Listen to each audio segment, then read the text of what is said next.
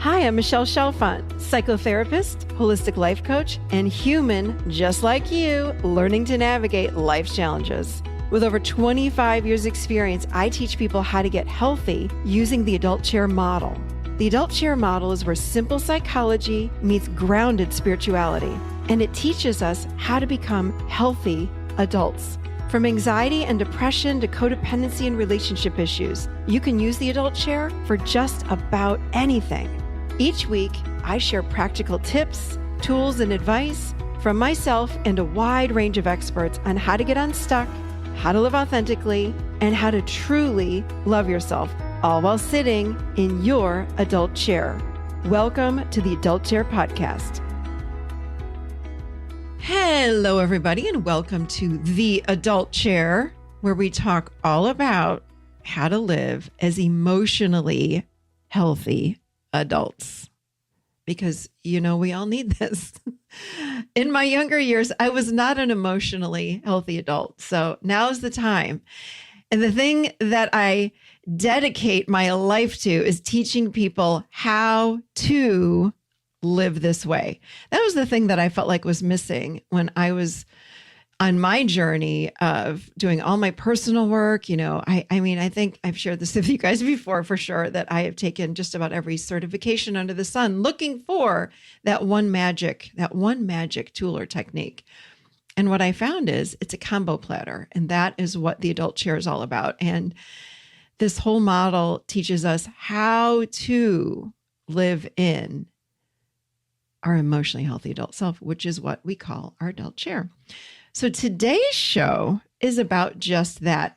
Really, it's how to stay connected into the adult chair. And at the root of the adult chair is our true self.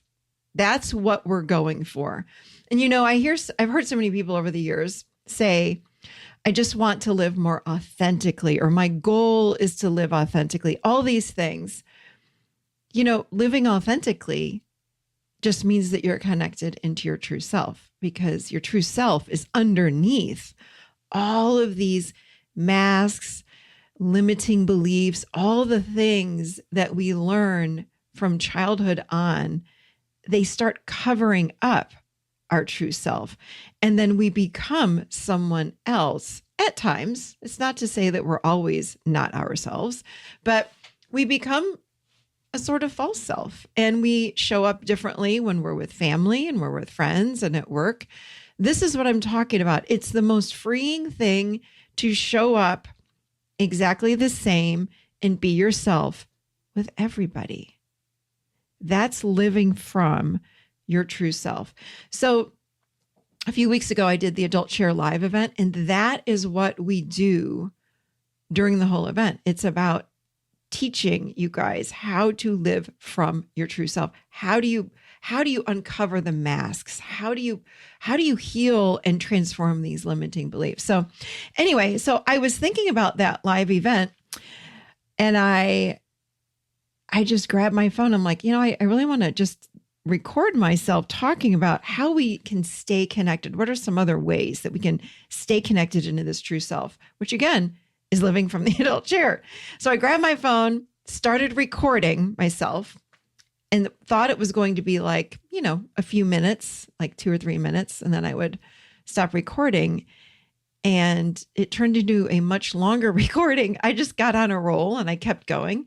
So it became a podcast because I listened to it. I'm like, dang, this is good stuff. I think that I'm going to share this because it's really, of course, there's some steps in there for you guys so you can practice every day, staying connected to this true self, which is going to help you to move your way through the false self and the parts of us that aren't true, the parts of us that are uncomfortable, all those things. So I think you're going to really like this show. So the audio is not on a mic, of course, it's on my phone, but I think it still sounds fine. It sounds good. So I'm just letting you know that ahead of time. So yeah, I'm excited. I'm excited for you guys to hear this, and please let me know what you think. Hit me up on any of our social media platforms. I'm on all over the place, Instagram, Facebook. I'm in, of course, a lot more of that Adult Chair closed Facebook group. We're having a lot of fun over there, so join us. So we're going to jump right in. I just want to remind you guys, for anyone that is interested in joining our army of light warriors, that is what I call my coaches. You've got just one more day. We actually close the door on May 5th at midnight. So if you are interested in joining us for the next program, which starts in just a few weeks, head on over to theadultchair.com/certification. And that's all I've got for you guys. I am excited for you to hear this show. Here we go with how to stay connected to your true self. Let's talk about connection to self and why that's important. First of all, let's talk about, what does that mean? If I am connected to myself, what does that mean? Number one, it means I'm connected to my true self. This is when I am sitting in my adult chair. That's what it means. So who cares about that if you don't know what that means? So when I'm connected to my true self, I'm connected to my inner compass, otherwise known as our inner navigation system, meaning I am guided by something bigger than me when I am going through life. Yeah, I'm connected to something bigger than myself as I go through life. My intuition, I get the feeling, go this way, go that way, turn left, turn right, step into this relationship and that relationship, move maybe here to this other state or country, or stay put.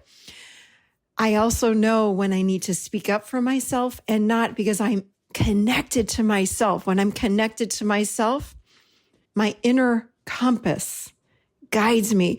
I'm connected to my emotions. I know what I'm feeling, right? I know what I'm feeling. I allow my emotions to come up through me and metabolize through me. And when I stay with them without storing assumption, remember, 90 seconds and away they go. So it's so important that we stay connected to ourselves, our true self. It helps us to live an authentic life, which means I'm vulnerable. I speak up for myself. It's a beautiful place to live. It's a beautiful place to exist from. But there are things that disconnect us from our true self, from this beautiful state of being that we can live in. Here are some things that disconnect us. Number one, when we're not feeling our emotions. If I don't feel my emotions and I shove them down instead, it's like kinking a water hose. So when the water's trying to come through, I kink the hose. The emotions try to come through. They're rising up through us. If I choose instead to reach for a glass of wine, Netflix, cookies, porn, sex, Amazon, whatever it is, whatever your thing is, and we all have our things. Every human has a thing that they do not to feel. When we reach for those things, we kink the hose. So those emotions that are rising up through us get stuck. They don't come through. Okay. When we kink the hose, we disconnect from self. We lose our inner navigation. We lose the connection to the true self. When I'm connected to my true self, I've got a connection with God, source, whatever you want to call it, God, source, universe, all of those things, in my opinion, mean the same thing. But if they don't to you, that's perfectly fine. But whatever your thing is that's outside of you, that is the bigger thing than you, the unconditionally loving source that we're all connected to, or we're guided to, or we're guided from, we lose connection with that thing. And when I lose connection with that thing, I'm not guided by something bigger than me, something more wise than me. So when I'm living in my true self, that means that connection is coming and streaming down through me. That's why no matter what, I don't want anything to disconnect me from myself, because then I know I've lost that connection as well. All right. So number one, when I don't feel my emotions. Number two, another thing that disconnects us from true self is when we fall into story and assumption. Okay. When I fall into story and believe the story that's, whether it's in my own head or someone else's story, I lose connection with myself. It's not to say you can't listen to what's coming up for you or someone else. Please do. But be careful falling totally into story. We want to maintain presence while we're listening to someone else and recognize that they could be in a fear place or could be coming from a limiting belief place or a wounded place. We're human. This is just what happens. So we want to instead stay present, listen to other people with just a grounded presence. We hold space for them so they can be in whatever it is that they're in. And we're not losing our connection to self. And we just sit and hold space. That's beautiful. That's the beautiful thing that we do. And I stay connected to self. Another thing that causes us to lose connection to the true self is when we're triggered. So when we are triggered, we are not connected to self. We lose that connection when we follow the trigger and get angry or fall into fear or fall into blame or fall into victim or whatever we do when we're triggered. And we all get triggered, including myself. The question is when you're triggered, what do you do with that trigger? Do you come out of that trigger and say, oops, what belief just came up for me? Or do you fall into the trigger, into the unconscious belief that's rising up and believe that belief? Because remember what happens when we're triggered, it's because an unconscious belief that's within ourselves, rises up to the surface because someone or a circumstance outside of self caused that belief to be reflected within us. So what we want to do is not follow the anger, the victim, the blame that we want to do, and instead go, oh my goodness, this is coming up. There's something inside of me, or there's a belief about myself that is coming up. It doesn't feel good, but I need to turn toward it and go figure out what the heck this belief is, so it doesn't trigger me as much the next time. And every time that you sit and work with these triggers and you don't let them take you down, every time you work with them, that trigger begins to lose its power. And every time you work with them, little by little by little, that trigger begins to fade away and you become triggered less. And my friends, I speak from a lot of experience here, not just with a lot of clients, but myself in particular. I was so triggered in my 20s, I remember, and even in my early 30s, triggered over everything. I would lose connection to self all the time. It does not happen anymore. And the way to work with a trigger, which I talked about in that previous podcast, is to go straight into what's triggering you and ask yourself, what is coming up inside of myself? And the first thing is typically anger or fear or blame or something else. But keep digging underneath it. Ask yourself, what's under that? And what's under that? And what's under that? There's something in it for us. When we're triggered, there's something in it for us. So even if you're with someone that's not kind to you, if you don't hold a belief inside of self that they can trigger, then you won't be triggered by them. If someone's mean to you, you can sit and say, wow, that was really mean, but you're not triggered. The difference between being upset with someone and a trigger is something that we carry with us. We can't let it go. We sit and think about it throughout the day for an hour or two or three after that person has quote unquote hurt us.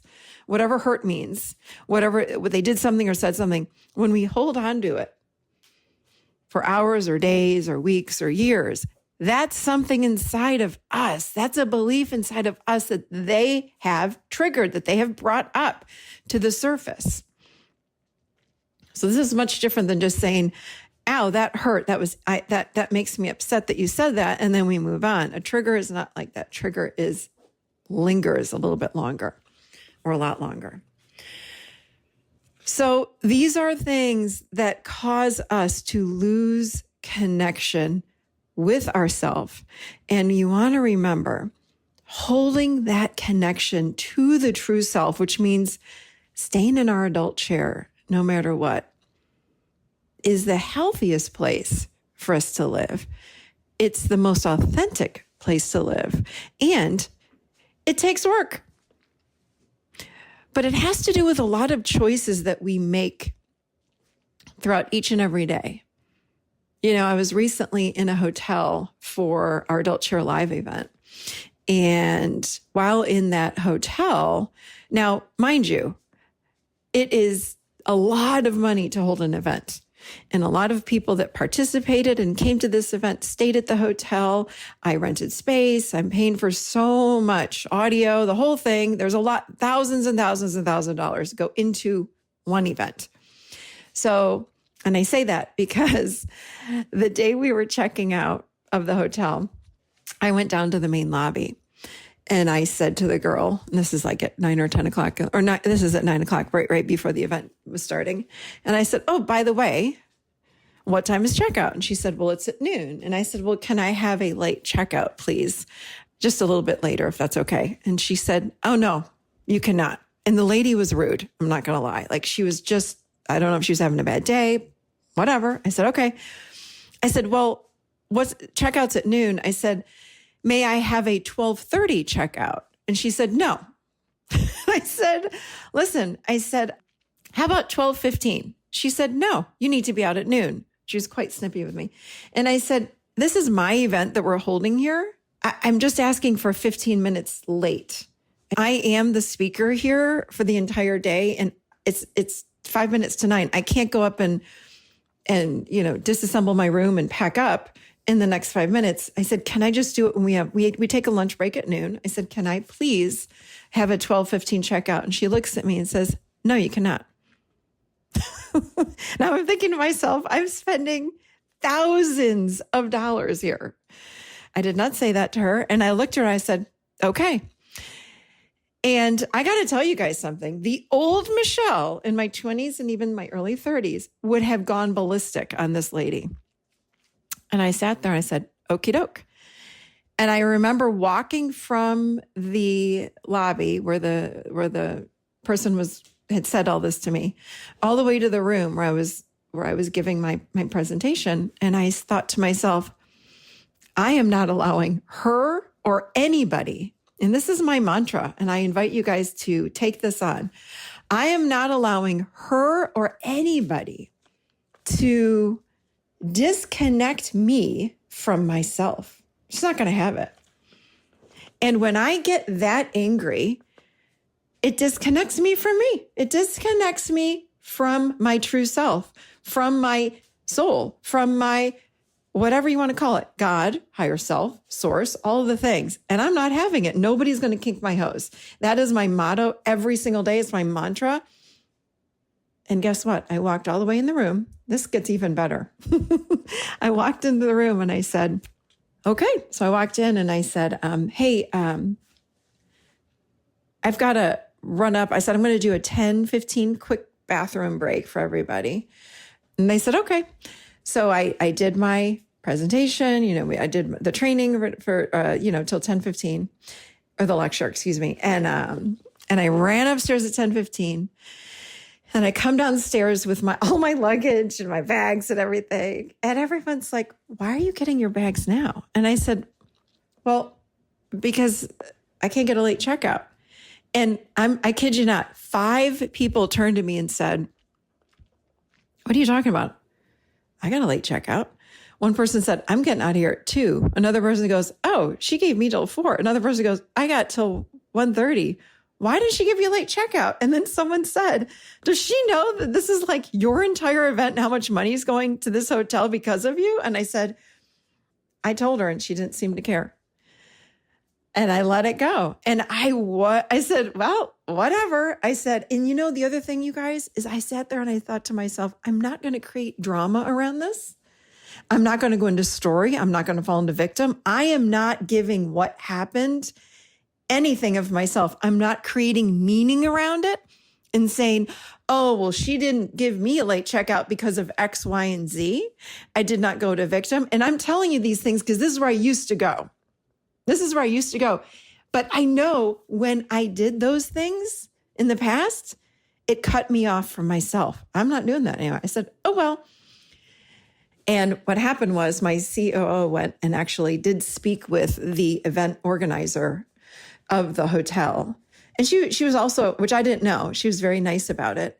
And the event organizer, the event planner of the hotel was furious and let apparently this person know. And I was walking by that lobby desk at 2:00 in the afternoon, and this woman yells to me. She goes, ma'am. And she said, here's a new room key for your late checkout. And now it's 2:00. And I looked at her. I said, you told me I had to be out by noon. I cleared the room at noon. She goes, oh, okay. And that was it. And it was over. So I share that story for you because it was such a great reflection of me and how far I've come. And I said, and this is what I invite you all to do for yourself. When experiences like this happen, it's a great reflection of where you are in connection to yourself. So for me, I sat there and I thought, wow, dang. I said, these are the thoughts I had. I said, wow, I'm really proud of myself because look at what I didn't do. Look at what I didn't allow someone outside of me to do. I didn't allow anyone outside of me to disconnect me from me. And these are beautiful thoughts to have. These are intentional thoughts to have that help to remind you just where you are on your life path. So practice this. This is not about bragging. I didn't need to brag this to anybody. And then the only reason I'm sharing it with you all is because I hope that this helps you to understand what I'm talking about as far as the world reflects where we are. And I've said this before, the world is our mirror. Everyone in the world is our mirror. So this woman and all of this event that happened, this whole thing that happened with this person showed me where I am on my path. And I was so proud of myself. And I encourage you all to remember to become your best cheerleader because no one else is going to do it for you. And if 10 people came up to me and said, wow, I'm so proud of you. You handled that so well. It doesn't matter. The most important opinion that I want and need is my own. So this is about supporting yourself and being your best cheerleader. We're very, very hard on ourselves. We're very good at pointing out all the stuff that we do wrong, all the negatives. We've got to balance it out. And if even more than balance it out, point out and notice all the good things that you do in a day, all the areas of your life where you've grown. So this was one of those opportunities for me. So I hope that story helps you. It was such a beautiful experience for me, and I'm grateful for that. And I hear and witness these experiences with myself quite a bit now. So that is it. I encourage you all to practice staying connected to yourself, because let me tell you, my friends, it is a game changer. It is a game changer. The other thing that I want to note is that something that I've also worked on for many, many years is emotional regulation and nervous system regulation, keeping my nervous system in check and in balance. That's another reason to do this.